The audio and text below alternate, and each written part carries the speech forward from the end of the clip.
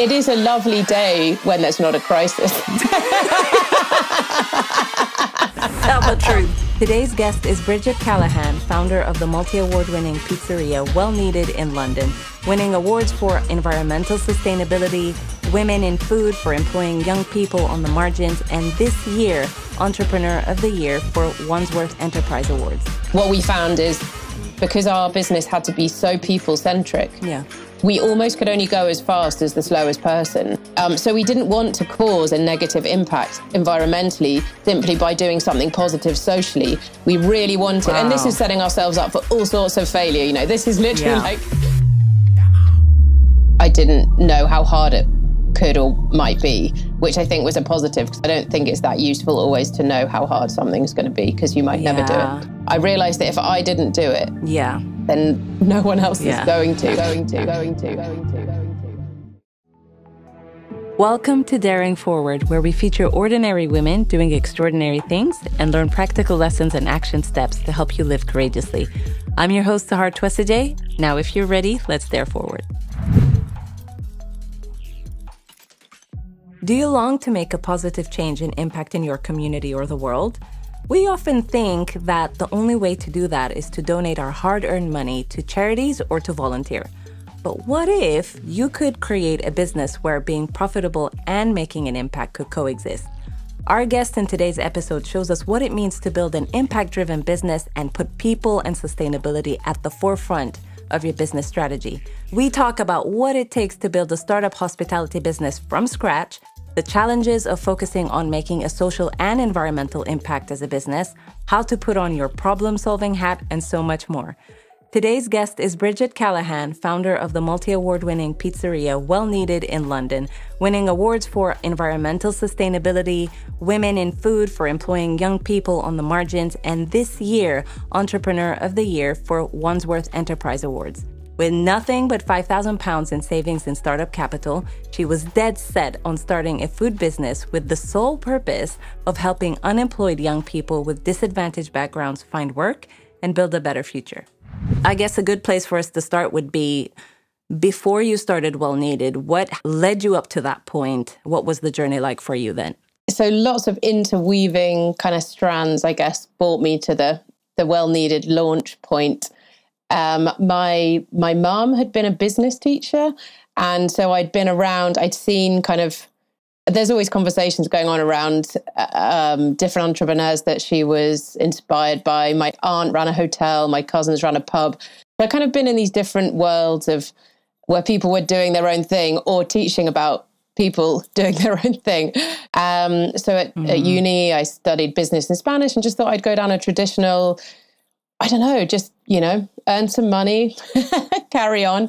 And I ended up working for a chocolate company, quite a small chocolate company after university. And they had a lot of investment. It was really unusual, but they had no strategy. They really had no plan of what to do. A very passionate chocolatier, head chef. He was also the CEO, but he had no business experience. And really, I didn't either.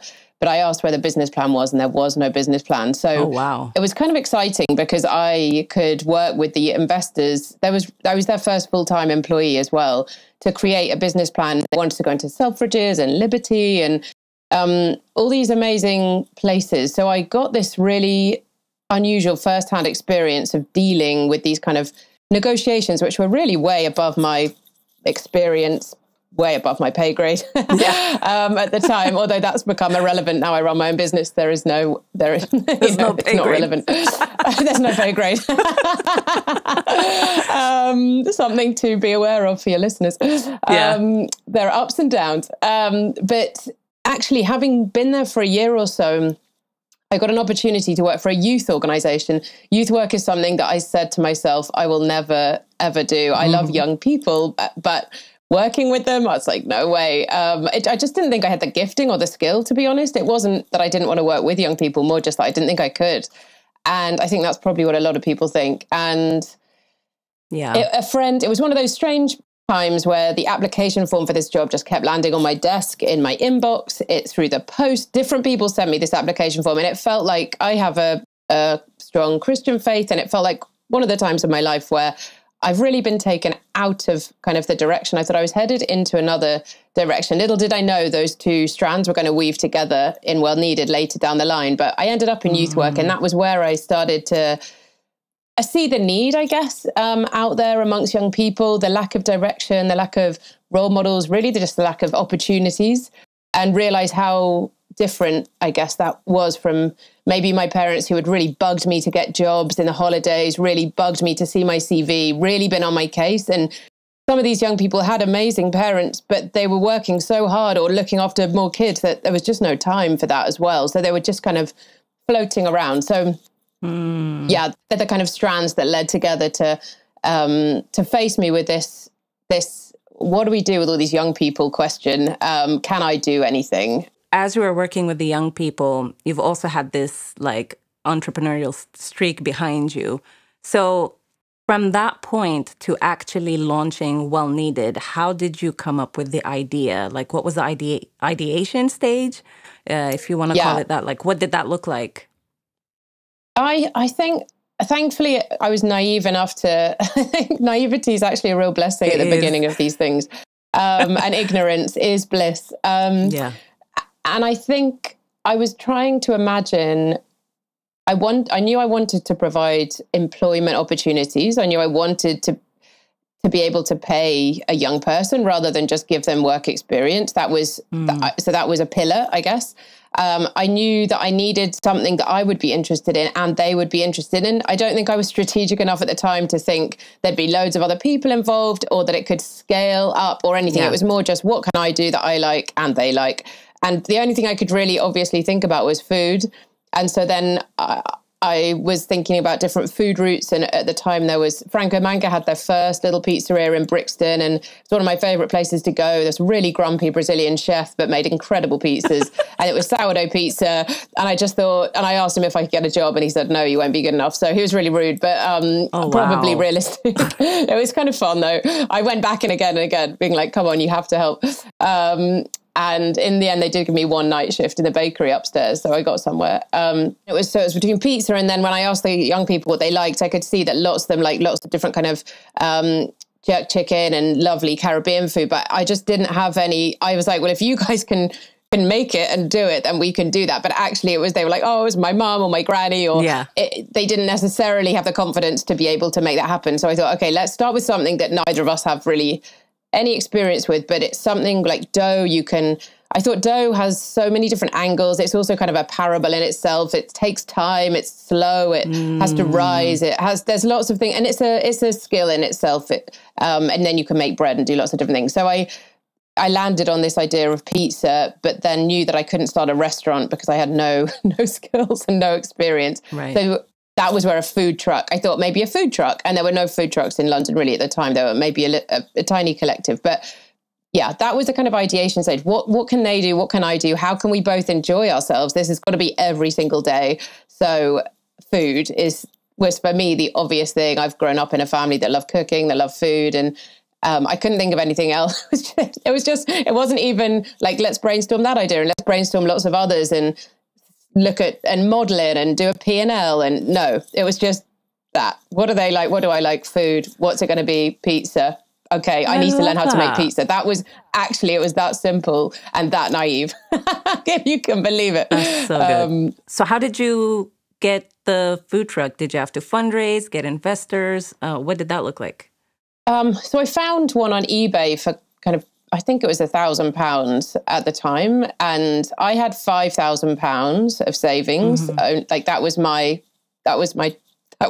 Yeah. And then the rest I had to find. So I was connected in with somebody that had been wanting to put money specifically into a business serving young people on the exact council estate that I was doing detached youth work on behind Clapham Junction. So he came alongside and he's actually still part of our advisory board. He has been amazing whole way. And at that point he put money in, and to be honest, that wasn't even an investment. I don't even know if we had a proper bank account at that point. It was just a gift, really. But that one, I know he's now invested properly and he has a share certificate. Things have moved on. But at that point, it was I didn't know anything. I knew the basics, but it was all theory. You know, it's just stuff that I'd learned in a lecture hall. I didn't really know how it worked. And so he'd put money in. And then I had an old friend actually of mine from university. She was leaving her job at the time. And she came and said, I'd really like to help you start this. So she also invested. So between the three of us, that was what we had. And then we worked out we could do a food truck. We could convert it at that point. I've got to say I think it cost a lot more now to convert a food truck than it did then. This was in 2009, 2010. And really it wasn't a big thing. Yeah. And we went all the way up to like in the north of England to do it, I think probably because it was a lot more cost effective as well. And then we needed to get the pizza oven fit. So we had to go visit this guy in Kidderminster near Wales for the pizza oven. And he was there were characters along the way. The guy that did our van had a dingo, which I think is illegal in Australia, and kind of basically a wolf on a chain. And that was always basically fight for your life every time you went to visit him. The whole thing was so surreal. It was, you can't make it up. But one just kept taking steps. And I did kind of feel like I was pushing against a bit of a brick wall at times because it was so unknown. It was so unknown. I wasn't doing anything within my comfort zone. That was, that was a problem in some ways, but in other ways it meant I didn't know how hard it could or might be, which I think was a positive because I don't think it's that useful always to know how hard something's going to be because you might never do it. I say that, being a woman, having given birth, that kind of thing. But all of it was picking up the phone, no emails really, just picking up the phone and asking people, can you help? Can I come learn? Can I use your kitchen? Can I, really putting yourself out there. And that bit's really tiring, I think. I'm an extrovert by nature, but it's still tiring. Those were the different kind of strands that came together. And it took about a year for all of that to happen. That's incredible. I mean, I think one of the things that stand out to me from you saying that is the entrepreneurial spirit, right? Like the one where, things aren't handed to you. Like, I love the fact that you've mentioned you pick up the phone and you call people and you ask, like, just asking for help the whole way through until you see this idea come to completion. Is that something that naturally you feel like as a personality you had? Because you mentioned you're an extrovert. Did it come from just watching your family? Like, where do you feel like you learned that? Yeah, it's such a good question. I was reflecting the other day that we used to go on holiday to Cornwall as kids, and my dad would still be working on the way down as he drove. And I would listen in. I mean, we'd all listen in to his business calls. Yeah. And because he'd have it on the loudspeaker and we'd all have to be quiet. Yeah. It was like, sounds like my life right now, basically. yeah. For your kids. Yeah. Do you know what's amazing though? I remember hearing him negotiate. He would sell textiles to different clients in different countries. He worked for a big textile company. Yeah. And I'd hear him negotiating and he was really skilled at it, I think. He was, it was never kind of angry or pushy, but just this is what we can do. And this is, and it would be this push and pull. And I think that definitely played a part. But also, I don't think I'm necessarily that good at it when I don't have to do it. But putting it all on myself, knowing that I'd said I'm starting this business, I realized that if I didn't do it, then there's no one else is going to. So it's almost putting myself in a position where I don't have a choice, I think is probably, I'm one of those people that was last minute handing in their essays or I work well under pressure and I think I realized that if I don't have all the responsibility on my shoulders, I'm not necessarily going to do it. So it was actually really helpful for me to put myself in a position where there were no other options. That's really insightful. And I feel like that's another key that you've just said there is creating that internal pressure. Because I think we're normally as humans, we're just wired for comfort. Like we don't like doing things we're not good at. We don't like doing things that we don't like to do. So if we don't have to, we won't. And I think that's been my personal experience as well. Like I felt like I've had no choice in terms of entrepreneurship because of there not being a plan B. That was, if I'm honest, the only reason why I've gotten as far as I did. If there was another option for me not to do it, I I wouldn't have. So I think, I think initially at the starting phase, you kind of have to create that internal pressure for yourself. Okay, so from that point, it's taken you about a year just to set up the business. All the doors have opened, you've got things in place, you've got all the checks and balances. Now, starting and hiring the young people, what was that like? I'm trying to understand logistically what happened there and how did you pull it off? Yeah, me too. You're still trying to understand.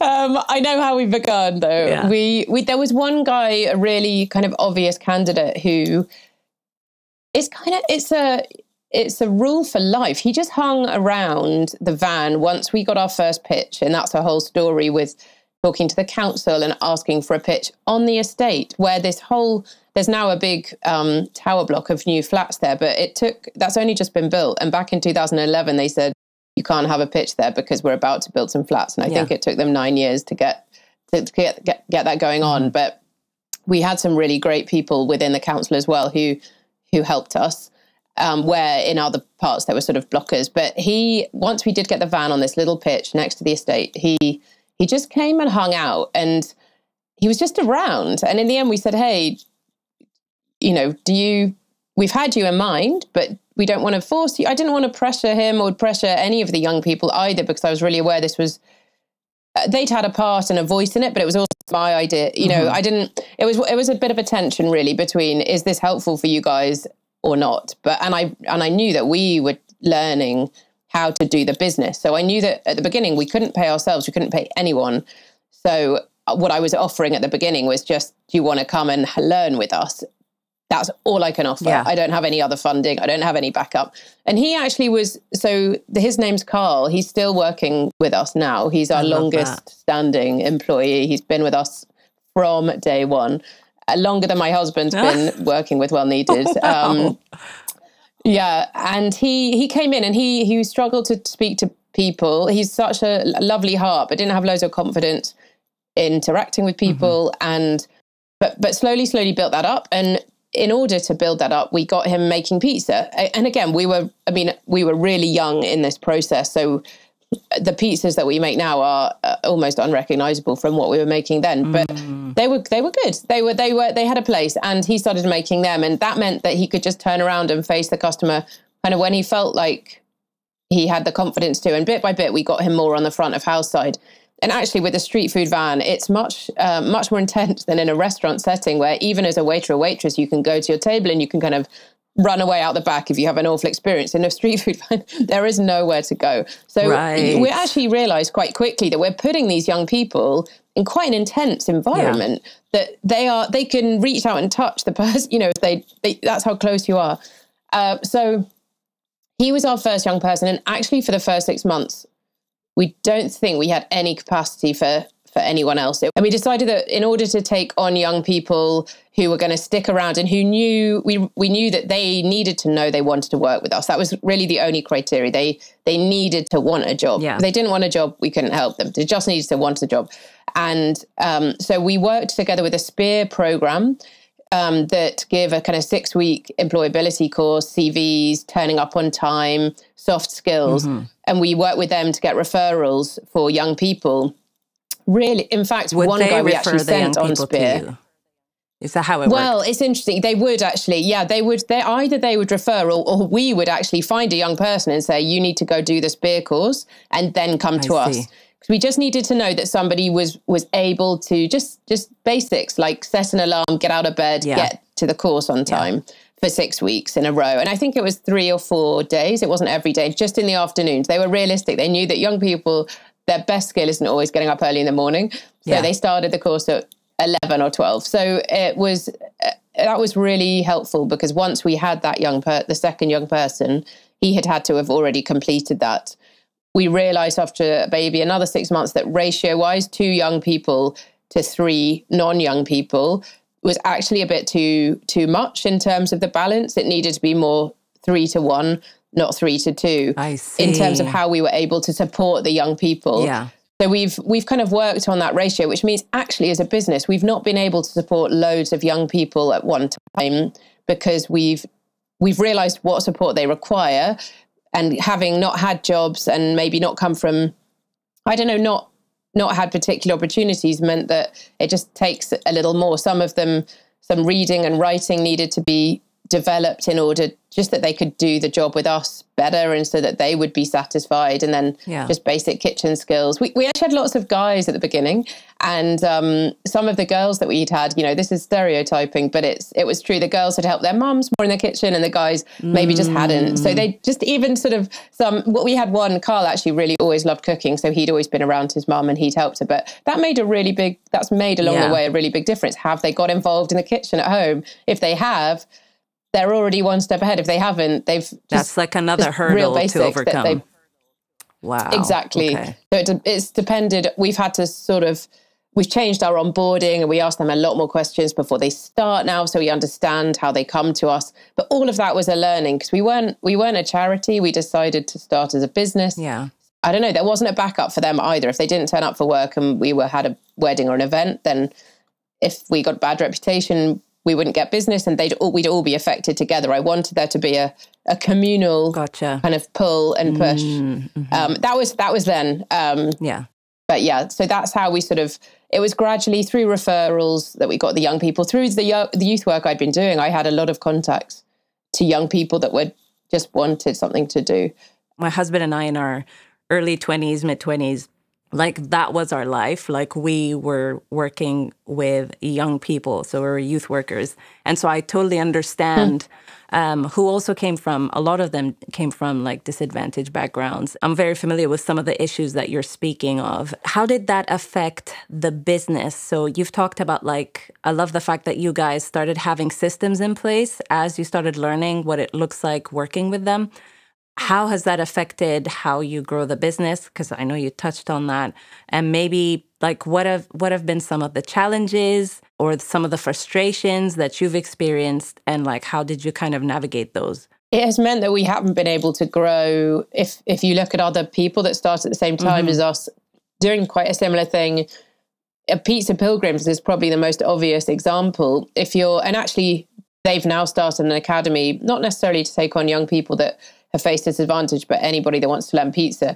But I've looked and seen what you can do when you're just focused on scale, and you have to get your business model right, and then get an investor in or get the bank in to loan. And then you this is making it sound simple, but actually with a food business, once you get your model right, once your margins are correct, you actually can scale it. It might go wrong because you might not manage your team well. There are lots of pitfalls, but it can be done quite quickly. However, what we found is because our business had to be so people-centric, we almost could only go as fast as the slowest person because that was the model. The model was that we bring up from the rear in a way, and that we bring everyone together.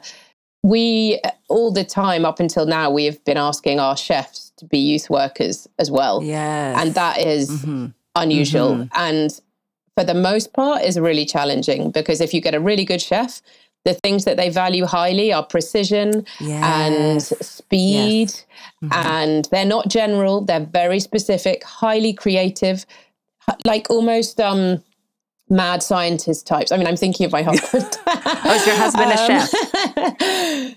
Yeah, he is. He's become a chef, but he's actually an artist. That's actually what he is. But the biggest challenge in it has been that the way that a traditional hospitality restaurant-based business would grow is fast and efficient and quick with really small margins, and you multiply up and you scale. But these young people presented us with a very human, you could say problem, or you could say opportunity to look at the person and go, well, actually, you're not ready for us to open a chain, or you're not ready. You just need to sit down with somebody and have a chat about this thing. It's often stuff not related to work. They're often caring for, 2 or 3 other children in their family. They've got such huge responsibility, which just means that the work piece in their lives can't always be a priority. But of course, as an employer, you're asking it to be a priority, and they're coming to you and saying, well, this thing has just happened in my life.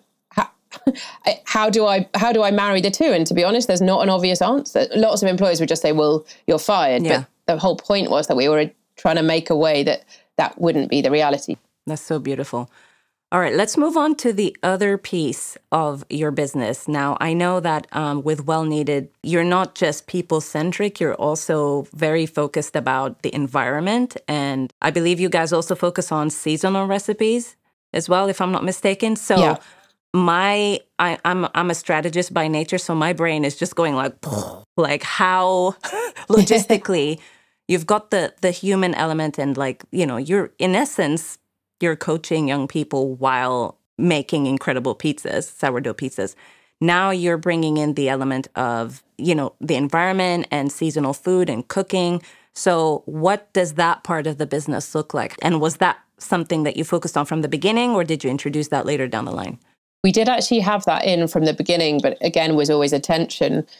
Bryony, my kind of co-founder, she was really passionate. Almost I took the young people piece, and she took that piece, and we decided to hold one each so that neither got lost.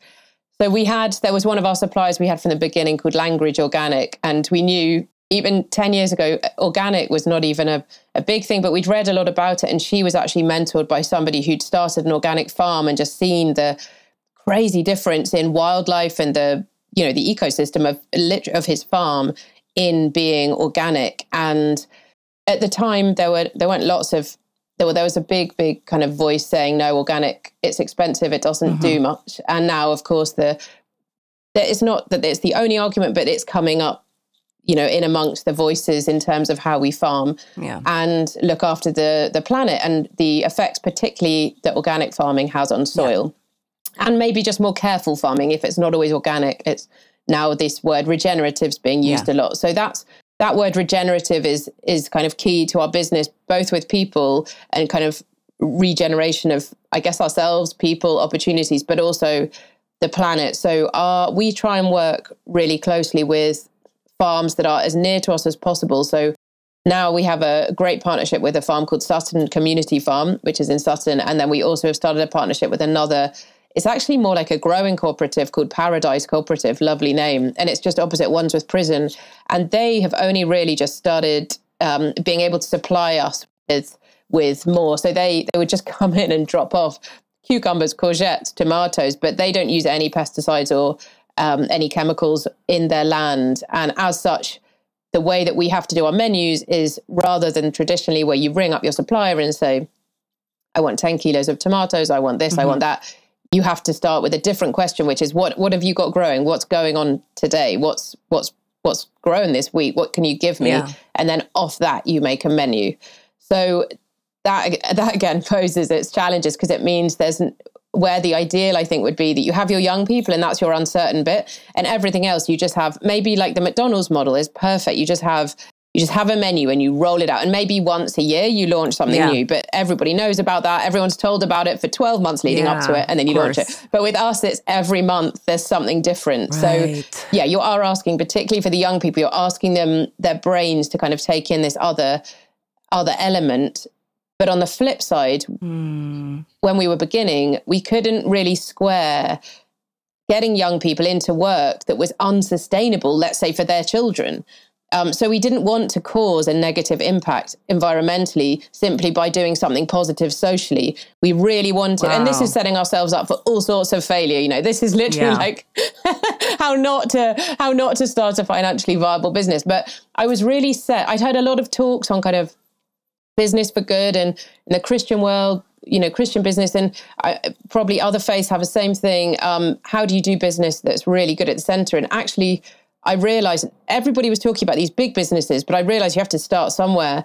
And it's just about those little decisions, making them the best you can. But what you set yourself up for is incredibly slow growth, because it's all relationship driven. So with the farmers, they want to come in and they want to see the pizza. They want to drop stuff off. They want to talk to you about how it tasted. They care. When you start getting these relationships with the farms that we do, they are invested as well.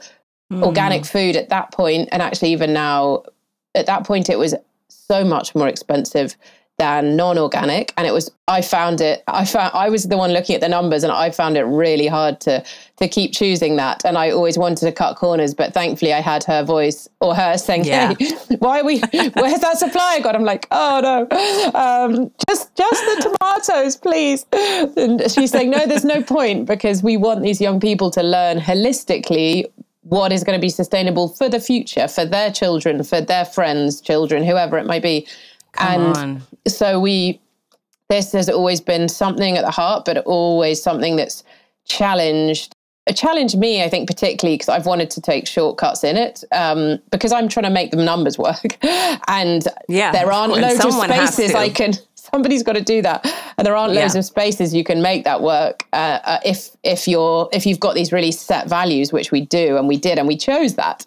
And that was part of it. Can we do business well? Can we do business that isn't creating more of a negative impact by us being a business than not? And we already had the social side of it, the young people. So there were lots of people arguing, well, you're already doing a good thing. You don't need to do all this stuff. But I was thinking, but what's the point in employing these young people in an unsustainable way, in a way that's only going to make their futures work? Like we need them to be building for better. Otherwise, we're setting them up for something that's, to be honest, unrealistic. So now it looks like us having really, really close relationships with a couple of farms and growers locally. Also, we mill flour in-house. So we have a tabletop mill, and we mill our flour. So we buy in the grain, which really increases the nutrition of the pizza. And it also means that essentially we can buy ancient grains. But the challenge, well, even a tabletop mill is like £2,000. And it's just every time we ever have any, like even a tiny margin in the bank, it just gets reinvested. It's just going straight back into the business and make it, because of these other values, this environment and social piece. There's always these areas that need investment. So we've won awards for it. So it's not been in vain, which is, it's nice to be recognized. It's nice. I think I've never really, done. It's fun. Yeah. Thank you. My husband is the one really that's to kind of thank for that, but he doesn't really care about the awards. He's always on to the next thing, but I'm trying to make him kind of stop and appreciate that this is actually a really great thing. And also that we put a lot of work into this. So he needs to go collect the award. Come on. That's probably what it means to be at the forefront of social change and trying to use your business to solve problems. I think from just listening to your story, I feel like running a business can be summed up as just problem solving. It's like consistent problem solving, isn't it? That is it. Do you find that stressful? Has it gotten easier, or are you you just take it in your stride now? It is a lovely day when there's not a crisis. Tell the truth. Where's the lie? Yeah. Now it's maybe less unusual, but there was a time that it was unusual for there not to be a crisis, particularly when we were a much smaller team. And we're not even a huge team now, but we have a couple of key team members in place that can help us carry some of the weight. And actually, the problem was when we were trying to solve all the problems ourselves, and the team, we were almost not allowing the team to solve the problems. We didn't mean to not allow them, but we just thought they're too big, they're too stressful. We don't want to put that on people.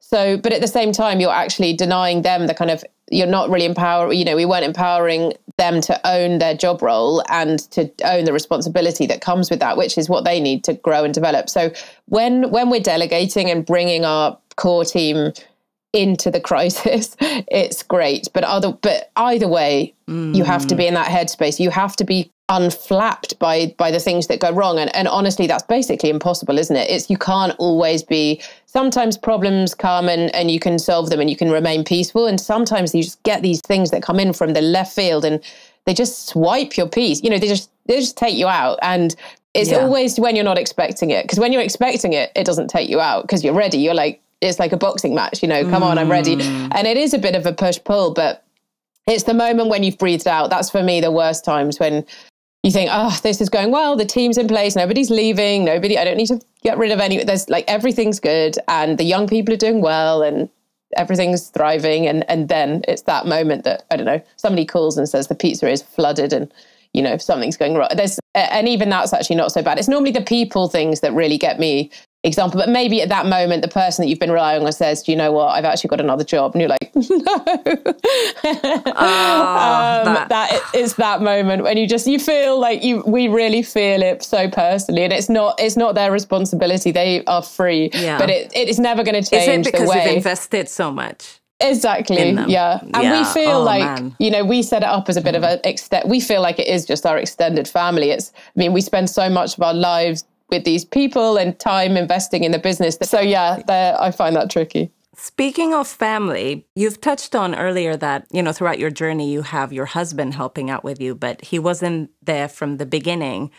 Let's talk about that. What's it like? And I'm saying that because my husband is also my business partner. And I'm just curious to know, what's the dynamic in having your husband join your business? Because you had started it before. Yeah. Before you two were together, I'm assuming. Yeah. And then he came into that. How did you guys navigate that? What does it look like for you guys? I just want to sneak peek into what that looks like. Behind the curtain. Yes. If it was down to me, we'd have probably a really simple menu. We'd be sustainable, but it would be simple. And I'd probably say no to the bigger, more complicated briefs because I just want to keep going and get ahead. However, when a bigger, complicated brief comes in for something we've never done before, he's the one saying, that sounds interesting. I want to do that. I'm laughing because I'm like, oh my gosh, that sounds exactly like us. Anyway, go on. That's encouraging to me. I want to talk about that separately after this. So we have I guess we have a different way of doing things. He also has more capacity than me for that kind of thing. At some point, we had another events manager in getting these briefs, and she would ask Lawrence, do you want to do this? And he'd say, absolutely. And I suddenly started to realize that these things gave him a lot of life rather than making it homogenous and kind of consistent. For me, I'm about how the business works. I do a lot of the people side. I probably kind of enjoy the line management side. Yeah, so I guess I'm more on driving it forward and he's more on making it wider. Increasing the brief. And I'm wondering how we're actually going to get to the next month. Or the next year. So, I think that it works. I think it does work well together. You guys have such a beautiful partnership. You can hear as well. And I think that's the great thing about having a partner in business or business partners is that you each have your different strengths. And when you bring them together, that's when something really beautiful can emerge. So how do you then navigate, say, things like boundaries? Does work come at home? Like you're saying, as an entrepreneur, that work-life balance thing is tricky to navigate when you're in business with your husband or your partner. I think the idea, we know what an ideal week looks like. And I'd say we do maybe 4 of those ideal weeks a year. And that is when we actually have a time where we sit down every week and have a slot that's about well needed. And we normally don't sit down, actually, that's awful for us, but go for a walk so we can look ahead and talk and not be looking at each other, or a drive. And it not be a kind of work time, so not feel the pressure to achieve, but just have a space.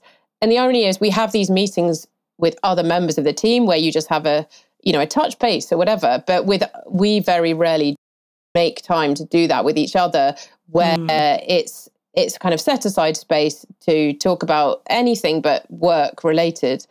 And when we do that, it gives it's a bit like bursting the balloon or whatever, or the bubble of pressure that naturally builds up.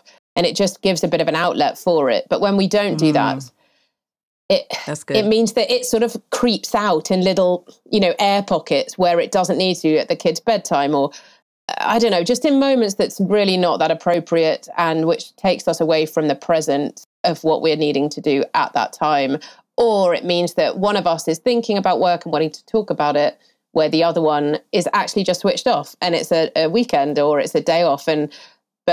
But we're not aligned. And actually, when we set aside a time, it means we have managed our expectation about what that time is going to be about. And it's a bit of a dance, isn't it? And I feel like with those things, it's more about rhythm, I think, than set in stone structure. So I hear you on that. All of us have a villain that's in our story, whether it's you internally and you believing that you could do that thing, or it could be an external circumstance or someone that's been against you. Like, what would you say has been the biggest villain in your journey with Well Kneaded so far? Cash flow? Maybe. Yeah.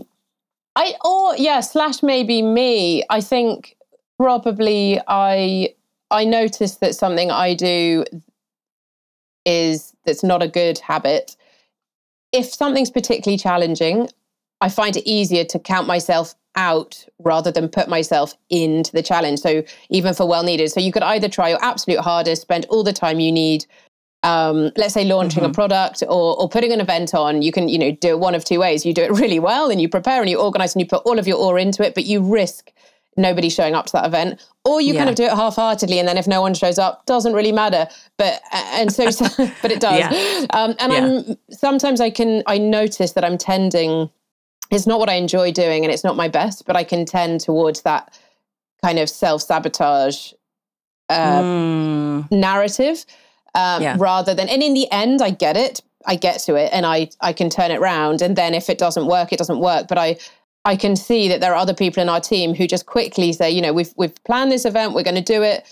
Let's just do it really well. It's going to be great. And I think sometimes I'm harder to get to the it's going to be great stage. I see all of the problems, even though I'm by nature positive and I could do it for your event or anyone else's event. But when it comes back to the fact it's mine and that it's my business, that is interesting. I can sort of almost try and keep it at arm's length so that if it doesn't work, I've got distance between it, or maybe I didn't put my all into it or whatever. So I think I've noticed has been a consistent struggle for me. There are times when it's not, but every time something big comes up, it's whether I'm leaving it to the last minute or whatever it is, I'm just sort of, I don't want to, and then I get into it and then suddenly I think, why didn't I give myself more time? I'm loving this. And it's really, it's hugely frustrating to me. I have a friend of mine who says if you don't if you feel confident all the time as an entrepreneur, then you're probably a narcissist. So I found that so freeing. So I'm sharing that with you. Hopefully that will make you feel better. Yeah. Yeah, that does make me feel better. Yeah. All right. One last thing that I want to ask you. If someone watching today or listening was thinking, I want to use my business as a force of good, I want to make an impact with my business, what would your advice be to them? Would there be any things that you would avoid now that you've gone through it and you've been at it for many years? Really tips that you want to share with them? I think at the beginning, I didn't have a clear idea. And again, I would say this in some ways is a positive, but I didn't have a clear idea. I knew that beyond the food truck side, I think I saw it as perhaps a project, maybe a 2 to 5 year project. But I didn't, again, this might be linked to the villain kind of question that you just asked. I didn't really give it space to say, well, what about if this is a business that thrives? What about if this is a 20-year plan? What would the business look like? Or what would it be? And I don't know that I always have the strategic thinking. I can see, but I don't always see the steps in between. And I'd say know what your strength is. So if you're more of a visionary, you said you're a strategist, get alongside a strategist and say, right, give me a day of your time. If you need to pay them, find a way of paying them, whatever it is, or it's a friend and it's, whatever, however you work it. But I wish I'd have had somebody at that stage to help me bottom out a little the steps. But I don't know if I'd have listened to them if they'd have said, hey, do you need a strategy? I don't know if my ego would have just been like, no, I don't. I'm fine. I can do it myself. Yeah, I can do it myself, and I don't want to be held back. And I didn't, every time somebody did ask a question like that, I was aware of I felt a time pressure, like I had to do it now. And maybe that would be my advice. I don't think there is a time. I think the world tells you, and the social media, it's all about time, and we're running out of time. And yes, in some ways you could say that, but in terms of the bigger picture of life and how it works, but there's always, some of the most famous artists became Van Gogh, 80, and people do stuff all through their life. I think this notion that there is this time pressure, or that if we're not helping somebody now, then, so they won't be helped. Well, it's like making ourselves the God figure. And actually, we just need to do the thing. The better thing would be to do it really well when we do it. And even if you end up kind of having an impact on less people, but it's a more holistic impact, an impact that will last rather than something rushed. And I didn't have that. You know, I think I was really, because I felt the kind of inertia of starting, and there were so many hurdles. But I think to have just broken it down and known, you know, it's fine, give yourself 5 years to get to this next step. That would have actually been really freeing. And now I find that that's really helpful to say, no, we don't need to launch another product or an event in 3 months. Let's do it this time next year, and let's plan it. And let's, you know, if it's too much, don't do it. You know, sometimes you feel the financial pressure or the whatever pressure, but just the reputational pressure or the, you know, the ego pressure, you know, but I've got to be producing or I've got to be efficient. But I think it's that's something that I would change. And I try now, if I see myself going into it, if I see us as a business just falling into something unplanned, then trying to pull back and say, look, is there anything we can change? Can we change a goalpost here? Can we push something back? And I know it's not the cool thing to do, but like letting people down, maybe saying, hey, I can't do this. But and invaluable in starting a business, whether it's for good or not, but is having a mentor. And I don't currently have one. Very sadly, my mentor died at the beginning of COVID, not of COVID, but yeah, he passed away. Sorry. And just very suddenly. Thank you. Yeah, it's so gutting. I just think almost on a weekly basis, I'm like, Faisal, what would you do? And he was, the thing that was amazing was that he was so different from me. So I had these options of having somebody that was sort of more similar and who I was so inspired by. And he was speaking internationally, and he said, don't worry, we can have Zoom calls I'll be in Geneva and you'll be there. And I thought, my God, you know, I was kind of blown away by the, I don't know, flashiness of it. But also what he was speaking on in his heart, I connected with. But this other guy, Faisal, he had really amazing templates. He'd come from a management consultant background. But yeah, I felt we were really different. But the way that we worked together and the way he brought clarity to my kind of vision and thinking and actually strategy. He was a real strategist. He would just say, what's the next step? Okay, well, you need this done by next week when we meet. Or it just somebody giving me deadlines was really helpful, because all I could see is all the deadlines. And how do you know everything to me is a deadline? You know, all my to-do list is a deadline. It when is the deadline? It's now. You know, I make it all now. And he would filter it out and push it into different boxes and places. And I guess help me see the wood for the trees. And that's, you know, so good. So good. Yeah. Great mentors are such a gift. Oh, yeah. Any out there? Well, if I find one that's relevant to you, I'll send them your way. Thank you. All right. We're wrapping up the show, Bridget. And what we tend to do is we play this game called Give Me Three. And the whole point of it is I'm going to ask you a few questions where you're supposed to speak before you think. So it's like quick fire questions. You ready? Okay. I'm ready. Okay. Give me 3 reasons why you would be thrown out of your own wedding. I was late. I missed it. Maybe I ate all the food. Okay. This is a great one for you. So give me 3 reasons why British food is better than French food. Sorry if you're French, by the way. Well, anyone French out there? French food doesn't have mushy peas. I love mushy peas. Hey. Comfort food. British food does comfort food so well. Yes. That's 2 things. Well, British food is just the best of everything. We don't really have a food, so we go for everything. French is very specific and very narrow. It's lovely, but British does everything. British is anything you want it to be. So that's why we have no identity. We don't know what we are. Woo, that's fantastic. Okay, last one. Give me 3 signs you're getting old. I actually want a day off.